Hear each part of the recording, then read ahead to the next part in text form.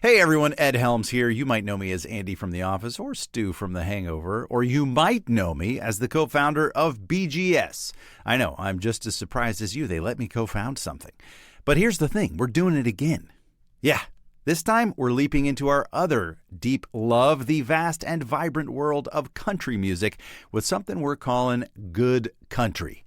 Now, this isn't just another newsletter. Think of Good Country as a place. A place where you can explore, learn, and dig into all of what makes country good.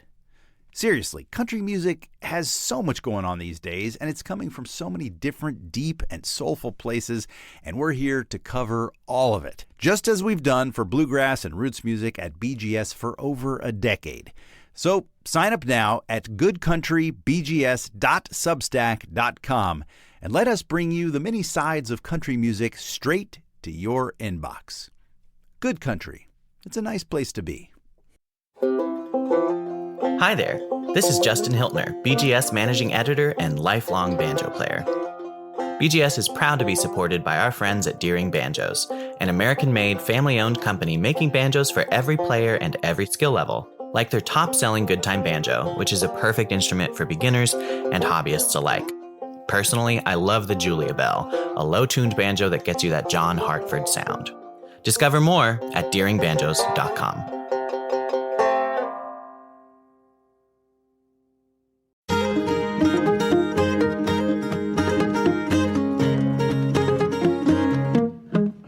Hi, and welcome to Basic Folk, where we have honest conversations with folk musicians on the Bluegrass Situation Podcast Network. I'm Cindy House, and I'm the host of this podcast. Today, I am very excited to welcome our dear friend, Dinty Child, back to Basic Folk. Dinty has a new album that is out now. Before we get to it, let's talk about some business. Please sign up for the Basic Folk newsletter if you haven't yet. There is a link in the show notes, or you can check out basicfolk.com. We are also listener supported. You can make a contribution at the website. There's also a link in the show notes there as well. Or you can follow us on social media. We're on Facebook, Instagram, and TikTok at Basic Folk Pod. See you there. Dinty Child, founding member of Session Americana, the beloved Boston roots music collective, who've accidentally been a band for 20 years, Dinty has just released his second solo album, Letting the Lions In.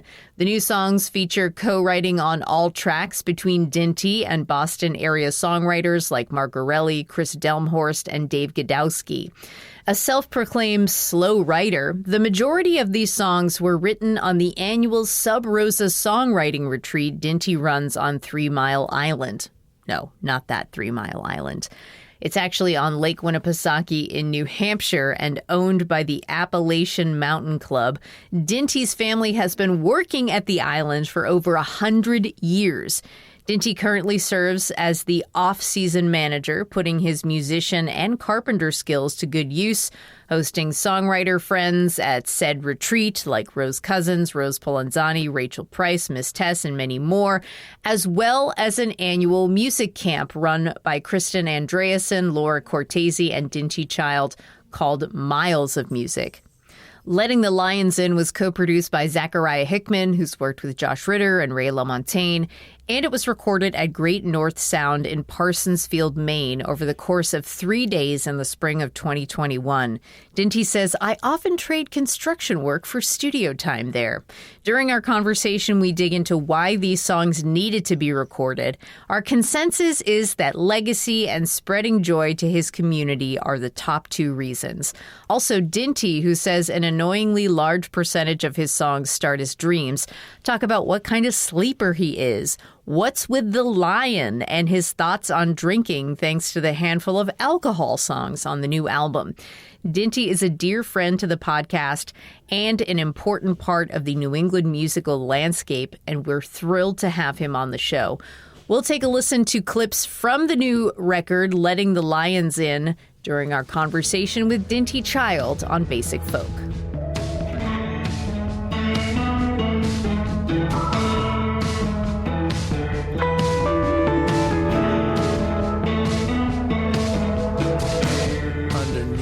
big top. The clowns have gone insane. They're laughing at the shiny crowd and hungry for some pain. Knives are thrown at spinning girls. The hypnotist forgets. The high wire walker's doing tricks but doesn't use a net. I'm out in the spotlight, holding the chair in my hand. Open the cage, I'm ready. I'm letting the lions in, letting the lions in, letting the lions in.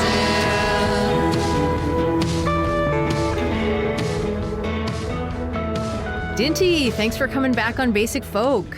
Hey, Cindy.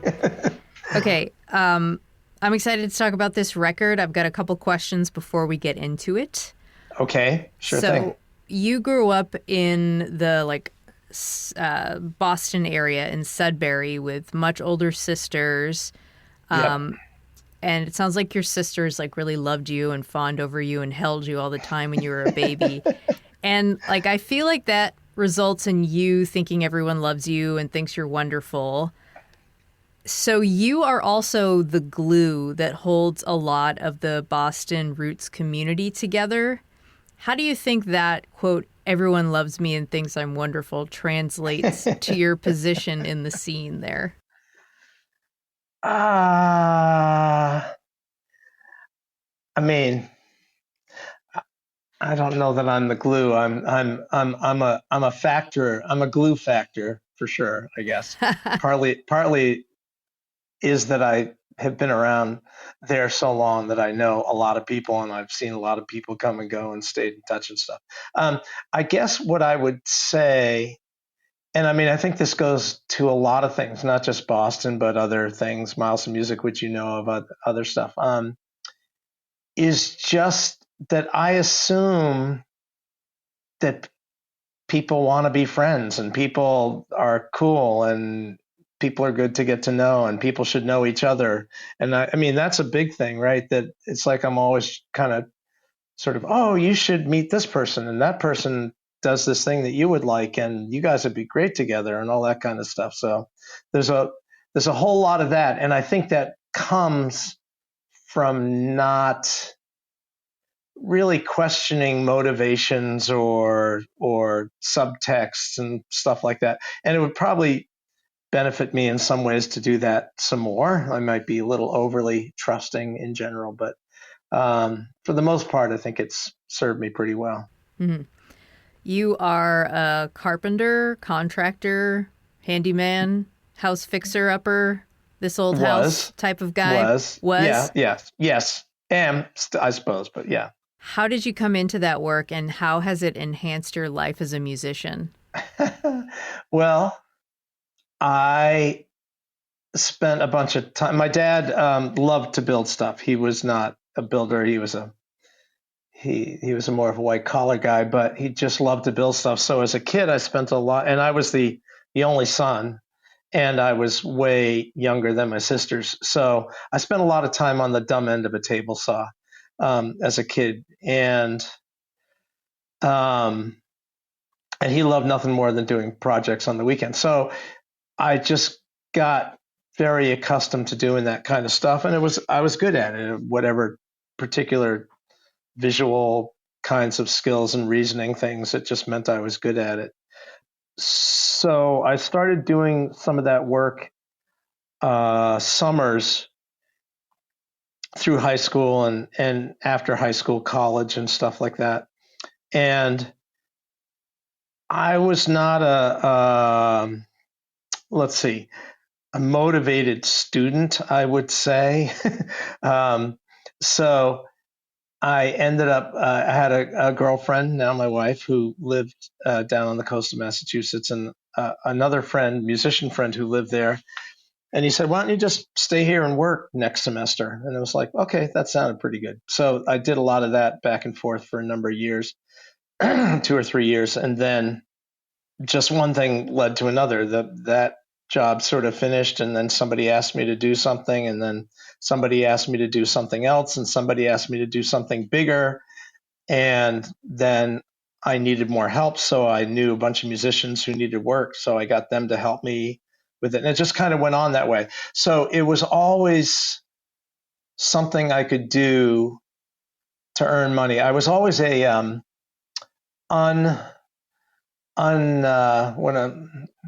a reluctant businessman. Let's put it that way.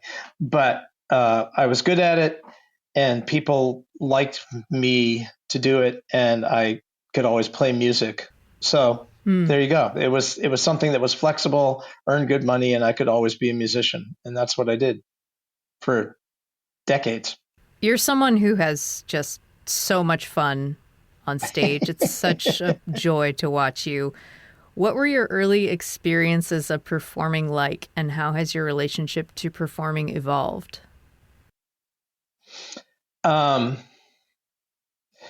Maybe because of this growing up with older sisters thing, who always thought I was funny and entertaining and stuff, it made, I have never in my life had stage fright or anything like that. I've never worried about judgment.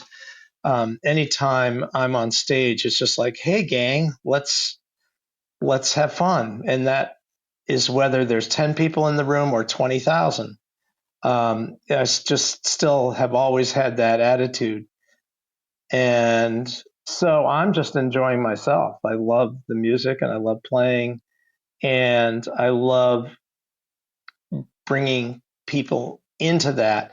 I know a long time ago, my girlfriend, now wife, said something about the ego involved in performing, and I had to. It made me think. It made me stop and think. And you can't be on stage like that and not have some ego, I think, and not say, I can do this. I can make this happen. I can do something good here. But for me, so much about it is creating a group experience. And I'd say that's really it. It's just, I'm looking for that kind of tribal release, whether it's sad or emotional, or more often than not, just really fun and whatever. So I think that's my deal.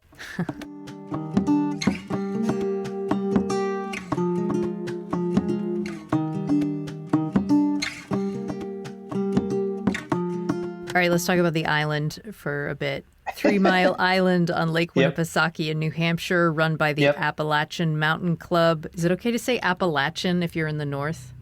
I guess. I don't know. They always say Lachian. Appalachian, whatever you'd like. It's an island where families vacation, and your family has been working at the island for over 100 years. Mm-hmm. You have hosted a songwriting retreat and a music camp for over 10 years, and you say, it's a thing I do, but it doesn't define me. And then you said, well, it defines me in a deep way, and I don't even think about it. I want you to go into that a little bit. Like, how do you feel that connection to the island in your daily life? Did I actually say that? Yes. Wow. So, well, I mean, I think if you've been involved with the place since you were a very young kid, I mean, there's a lot of people who have that, right? It's like, might be the place on the ocean where they went, or I don't know, whatever. So this happened to be a place that my family was involved with. My grandfather, and then it's where my parents met, and then my sisters worked there, and I worked there. They have so you typically go for like a week in the summer, and then when you get to be 18, in my case, younger, 15 or so, you might work there for a summer. And so you're there with 20 other kids your age, and it's amazing. And you get to know all these kids who maybe didn't go the same time that you did, but it all means just as much to them. And these people stay your friends. And so I don't know. It's just always been a part of my life. And then as I got older, I got more involved in the committees that help run it, and now I'm the off-season manager, which means that I'm helping keep keep the whole facility, helping to get work done and all that kind of stuff. It's a lot more emails and phone calls than kind of being in this place, but I love being in the place too. And so it's just sort of there all the time. And we still go in the summer, and now my grandkids go, and I can see it happening. Are they all old over enough to go? You got to be 4. Yeah, you got to be 4. The younger one will be old enough this year, but I can just see it taking place in them too now. It takes place, and that's that's the whole summer thing. But now we've started Miles of Music. I don't know if that's a different question or whatever, but because I'm the off-season manager, I've been able to bring musicians there and get these programs going and see the ripple effects of that as well. And it's not just about the music, but it's for people who come. It's still about the island and about being on this place, and you shut your cell phone off, and there's no cars or anything like that. You just can sit on a rock and watch the water if you want to. I don't know. Is there more you need to know there? I'm not really sure. No, that was good. Yeah. All right. Okay, cool. The island was once Abenaki territory, and I know that the music camp takes some measures, but can you talk about the way that management works to keep that connection alive? I mean, I don't know that we can, how can I answer this? I don't think we do. I mean, keep that connection. I mean, it's an interesting idea to think about that, to say, could we somehow reach out to the Abenaki tribe and see if there's a way to, I don't know. I mean, the Appalachian Mountain Club owns it, and they own a lot of facilities, and they're all over the place, and a lot of their stuff is in, I imagine, Abenaki territory. So how do you go back? I mean, that's a question. I mean, there's a lot to wrestle with there, right? I mean, it's like it's been a long time since it was Abenaki territory, but it probably should still be. And I don't know how you go back. I mean, what I would say is that we very consciously try to make being there about being in nature and appreciating it, and being off the grid, and being, just appreciating what the place is and what it does for people. Culturally and societally, it'd be very interesting to really think about that. And that's the thing. We've got one of our governing meetings coming up next Saturday. Maybe I'll bring that up. I feel like going to the island right now. You want to go? Can't get there. Darn. Okay, you probably can't walk across the ice quite yet, can you? Yeah, not yet. Okay. It's a thing. It's a new phenomenon, not being able to get there in the winter very much. All right. Darn. Okay. Letting the Lions In is the new album produced by yourself and Zachariah Hickman. Correct. You've played in Session Americana for 20 years, and there are 5 other songwriters in that band. And you say, even though I'm not a prolific writer, the songs tend to pile up, and I occasionally need to put a record out under my own name just so they exist. Okay. Why is it important that these songs exist, that they're out there? Jeez, you write songs and you think they're pretty good, and other people seem to think they're pretty good. And and my grandsons know all my songs, and they know every word to all my songs. And that alone is pretty great. Right. And if people want to hear them, I want them to hear them. You know what, part of it goes back.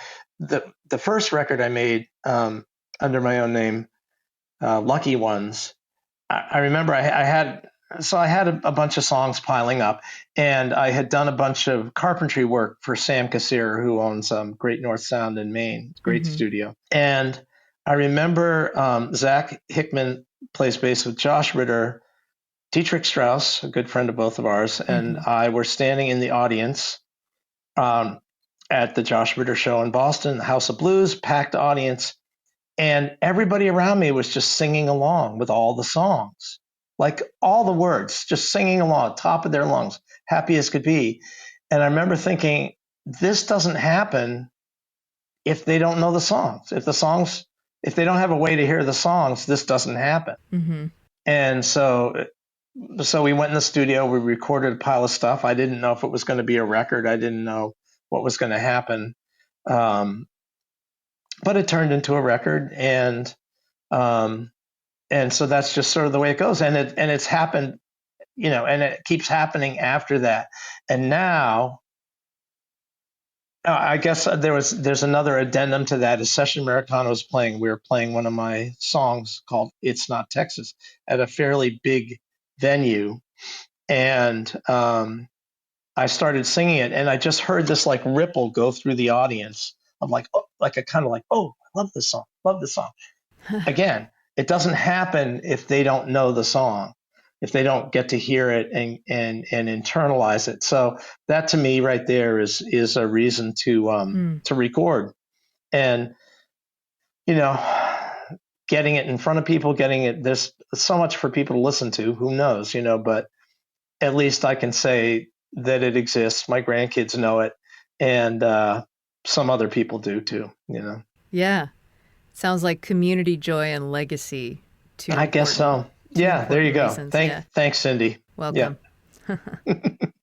All the songs on this record are co-writes, which is unusual for you, including songs with Mark Orelli, Chris Delmhorst, Dave Godowski. Dinty, what are you like as a co-writer? Well, so I'm a very unmotivated songwriter on my own. I really will do almost anything to avoid. It would just never occur to me I should go work on a song now. It just doesn't happen that way. It's like I got to wash the dishes. Oh, the basement stairs need dusting. I don't know, whatever. But but when you make the time, but I get ideas, all right? I get little seeds of things that might be in a notebook, or they might be on my phone, or I've said this before. It's not uncommon for me to dream bits of songs, a chorus, a melody, something like that. And so especially when we have this yearly songwriting retreat with all of the people you just mentioned and more up on the island, I might be going through and I'll find an idea, and in that instance, you got like, oh, this song feels like it needs to be kind of emotional somehow, or it's leading in that direction. Hey, I've got Rose Cousins right here, who is the premier expert in that kind of feeling. So, I'm just going to see what happens if she and I sit down together and come up with something. And it just goes like that, where it's a lot more fun for me if I've got somebody to do it with, and it can take many forms. It can be, I mean, you ask what I'm like as a co-writer. Well, it might be that there's, I have more of a song, but I think Mark is the person to help me with it, or he might have more of a song, and I can help fill in the lyrics or whatever. And there's a lot of songs where we just, again, there's one little seed of an idea, and we just bounce back and forth until we find something. And it really happened with Mark, which might be sort of indicative of this whole thing, is I was on the island one time, and I was sweeping the dock, and the dock, and it's on this beautiful lake, and there's the White Mountains in the distance, and it's gorgeous and all that stuff. But I'm sweeping. I got my head down. I'm probably sweating, and somebody walked by and said, "How you doing?" And I said, "Well, I feel like the janitor of the Sistine Chapel, where I'm just kind of cleaning up, but I got to stop and remember to look up every once in a while." So Mark said, "You want to write a song?" I said, "Yeah, let's write a song about the janitor at the Sistine Chapel called Look Up." And we took a day and we wrote the song, which both of us would still say is one of our, in both of our lives, like one of the magic songs we've ever been involved with. It just turned into something that was much more than either of us thought it could be going into it. And so that was incentive enough to just kind of keep doing this, and we do keep doing it. So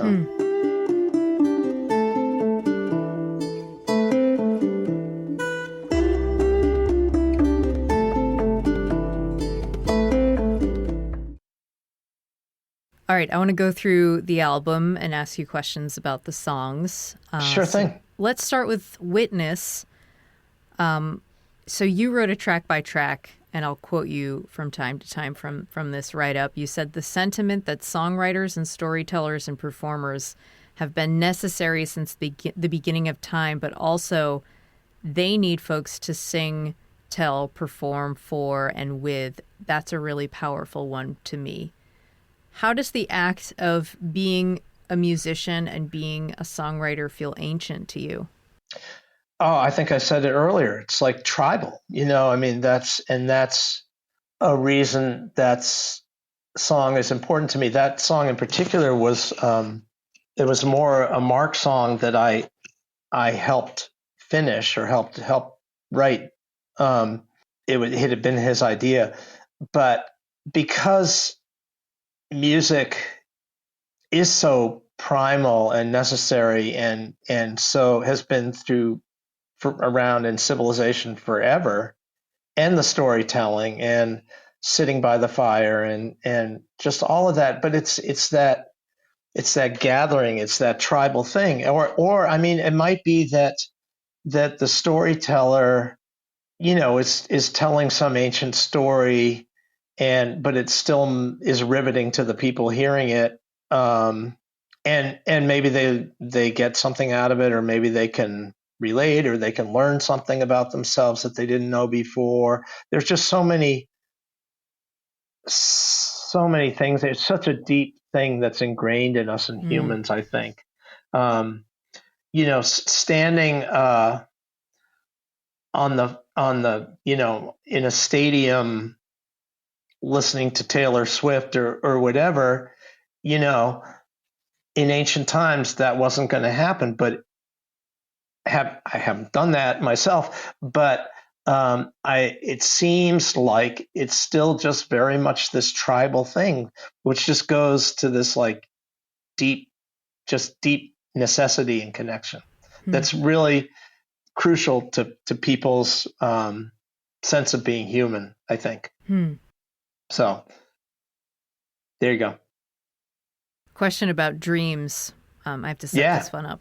So Again and Again is a song whose beginnings came from something you dreamed, that you were talking about earlier. That is something that you do for an annoyingly large percentage of the songs you write.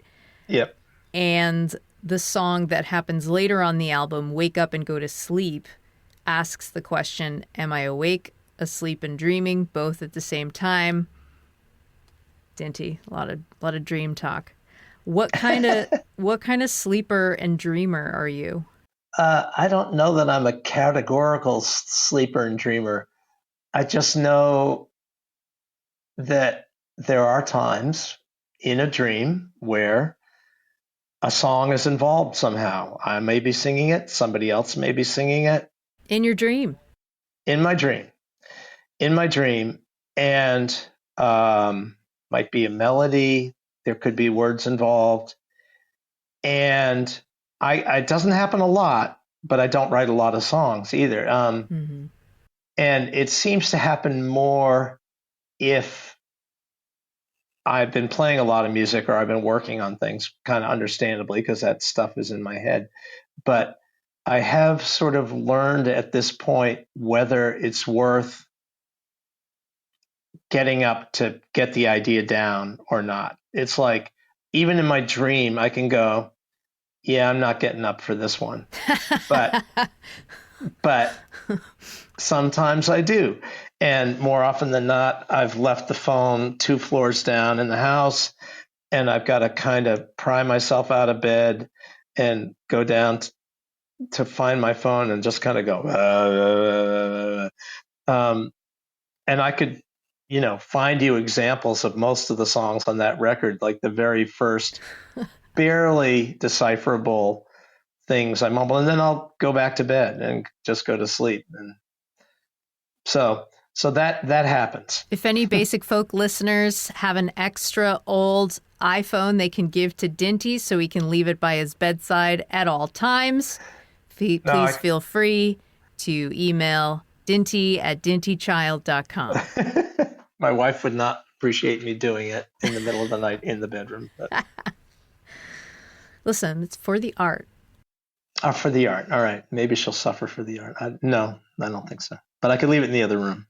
The next question is about lions. Yeah. Letting the lions in and almost home. There are lion references in both songs. Letting the lions in, it's throughout the song. Almost home, you say they're talking about the lion hand. What do you make of the lion metaphor in your work? There is no conscious lion metaphor in my work.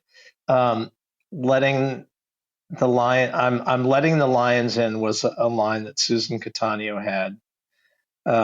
She's who I wrote that song with, and it just kind of went from there. That's what happens with me a lot, is where there's, I have a thing on my phone or in my notebook or whatever, or in a co-write, somebody will kind of come up with something, and it's like, well, let's spin that out a little bit and see what happens. And so with that one, it's like, well, what's that about? And I just kind of went to imagine this crazy circus where everything's spinning out of control and they're letting the lions in, and then that kind of becomes a metaphor for what life can be sometimes, where it's just like, things are crazy and it's going to get nuts, and you know what?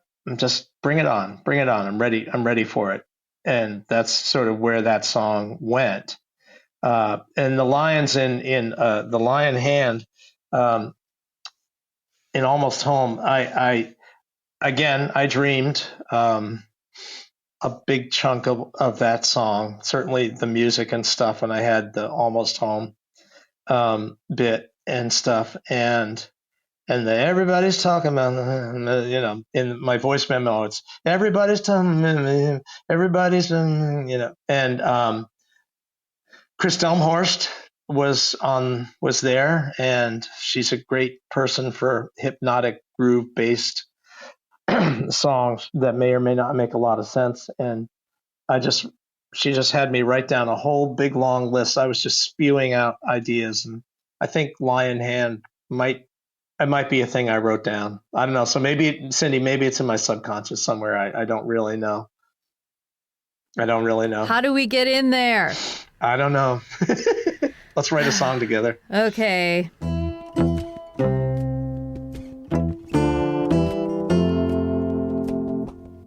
All right. This is a question about alcohol. Okay.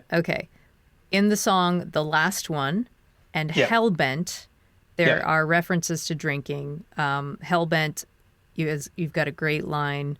Well, the days are getting colder and the white wine turns to red. Yeah. As someone who's been playing music for most of your life in places where alcohol has been readily available, and I think you are still, you still will imbibe in a drink. I'm not against it. What's been your relationship like with drinking? That's interesting. With that particular song, that whole song just started with that one line. I had that line in my notebook, and we wrote that song from there. I like that line too. But as far as alcohol in general goes, I've just never been a big drinker. So it does not, I love having a drink or two, maybe 3 if I spread them out, but I Um, I've always been around people who could drink what I consider a fair amount and just go to bed and then wake up and just go on as normal. If I do that, I'm wasted. I'm just like no good the next day Yeah. at all. It's like a metabolism thing or something. And as a result, I've just never had a big incentive to um, overindulge, I guess, is what I'm saying. So I never have a problem just having a drink or two or whatever. I'm not going to keep going. As a result, that means I do all the night driving in the band. I'm the responsible one and collecting the money.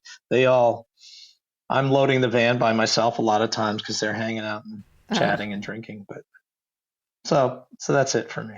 But I do enjoy it, and I enjoy the social aspect of it too.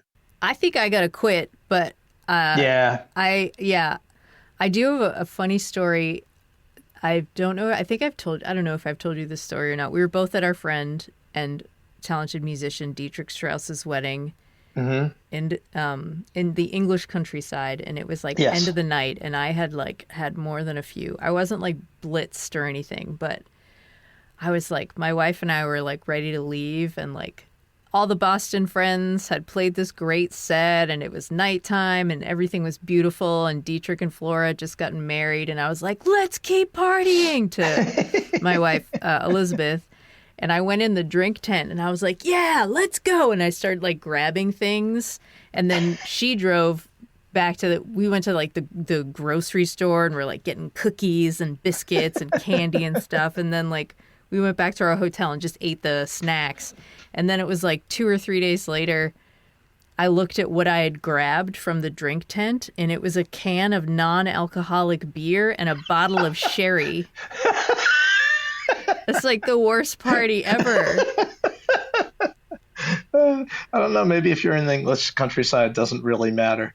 Right, yeah. If I had pulled out that sherry, I would have been like, great.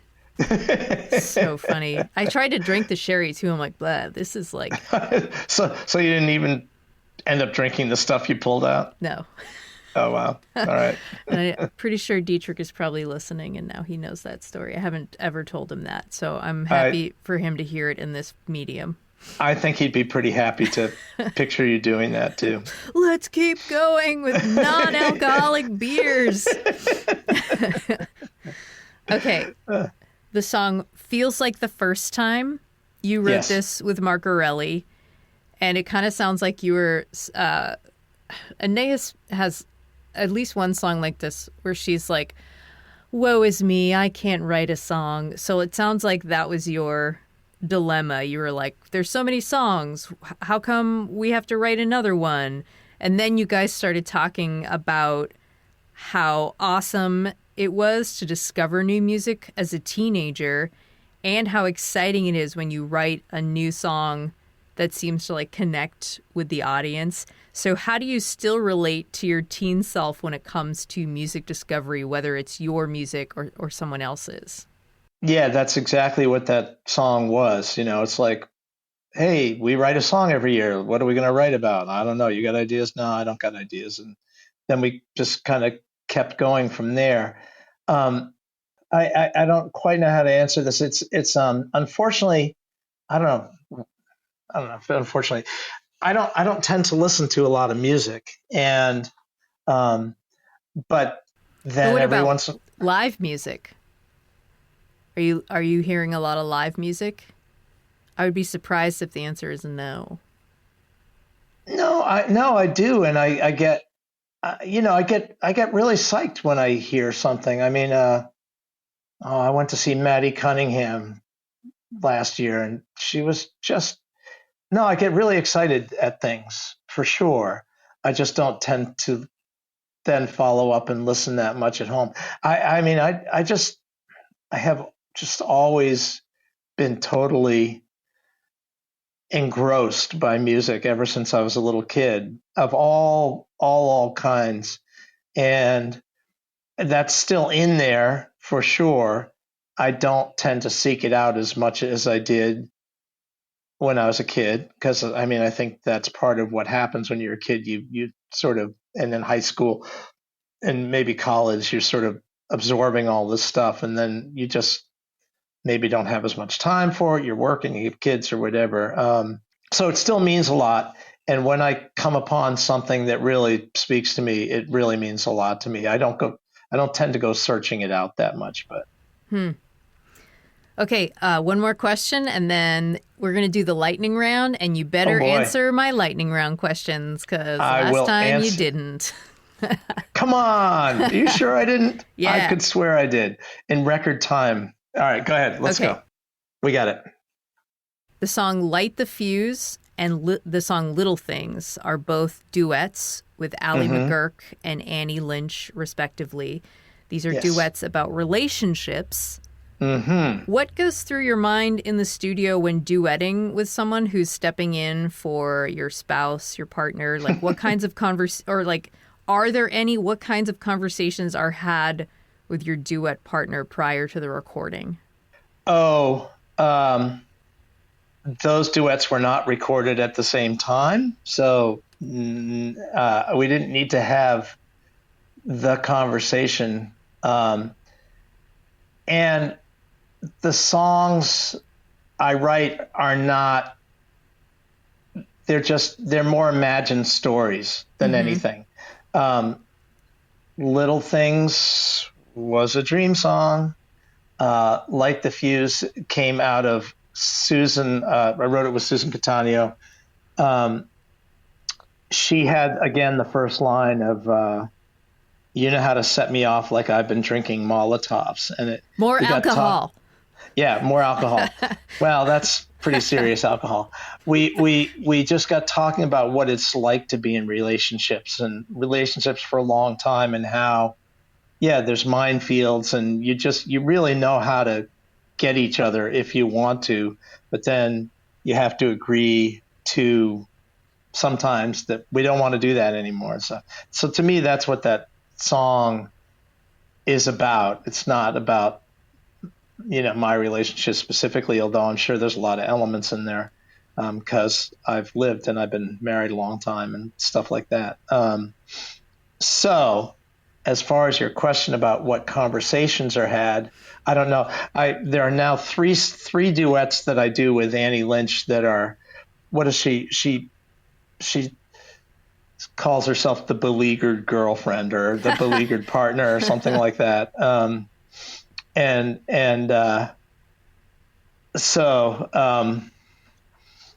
It's a series, really. It's a series. It's an ongoing series. There will most likely be more at some point, I imagine.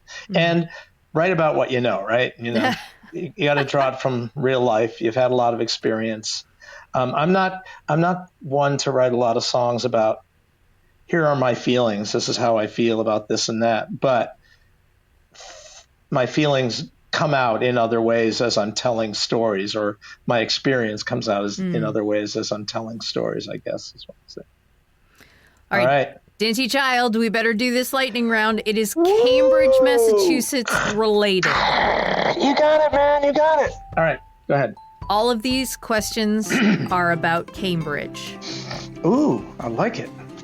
Where is the best cup of coffee? I don't drink coffee. I don't know. All right. Sorry. Strike one. Here I am not answering your questions.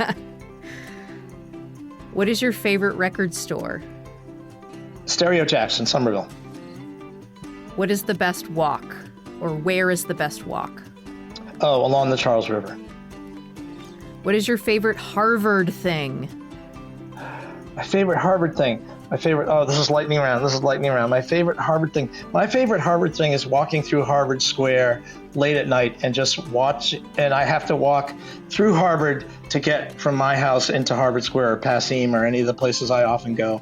And I love just taking in the whole vibe as I'm walking through of the students when they're off and not being Harvard students. Okay. What a beautiful answer. Well, it's true. All is forgiven.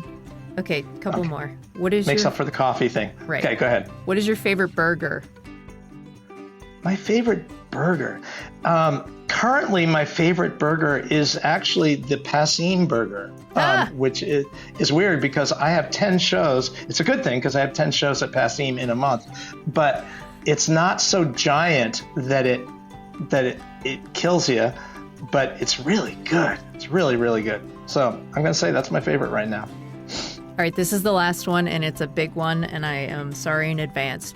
What is the best live show you've ever seen in Cambridge?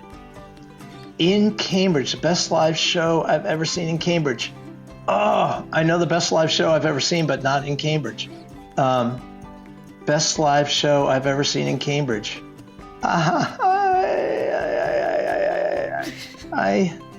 I'm freaking out. Best live show I've ever seen in Cambridge. Probably the Lizard Lounge. Probably, you know what I think it was? I think it might be Soul Coughing, the band Soul Coughing playing at the Plowin' Stars. What? Wow. They were friends of Mark Sandman's, and they came and played there one time. And I think that might, unless it was some of the members. Oh my God, now I'm worried. Might be some of the members. Well, as long as Mike Doty was there.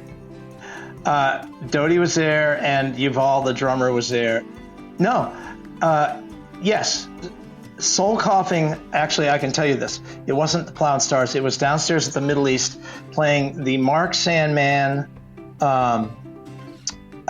memorial concert after he died, which I was sort of emceeing, and they played, and that was one of the best shows I've ever. There's been many. There was, oh my God, the Campbell Brothers downstairs. Now they're flooding it. Okay, back. Yeah. Never mind. Yeah. Dinty Child, thank you so much. I'm sorry. That was a lame answer. I should have had a much. See, I could tell you not in Cambridge, but anyway, go ahead. What was your favorite show not in Cambridge?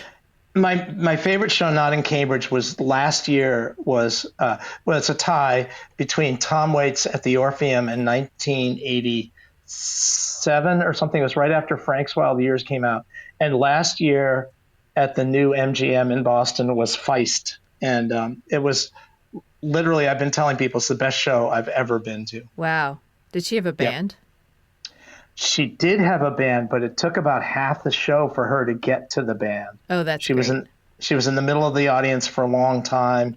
I could go on and on. It was remarkable piece of art, and it was amazing. So, Dinty Child, new album, Letting the Lions In.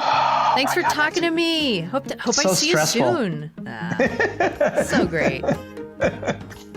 This episode was produced by Anthony Cabrera. Our music composed by Alex Stanton. Basic Focus on the Bluegrass Situation Podcast Network. You can listen to all of our episodes there, wherever you get podcasts. You can also check us out on the SiriusXM app by searching for Basic Folk, or you can go to our website, basicfolk.com. If you like this episode, you can share it with a friend, including someone who might be a really important part of your community, like a teacher that you had that you want to show how much you care. You can send him this episode, or her or them this episode, and it will reconnect you in ways you've never dreamed. Your wildest dreams come true. Thanks for listening all the way to the end. I'll talk to you next time. Bye.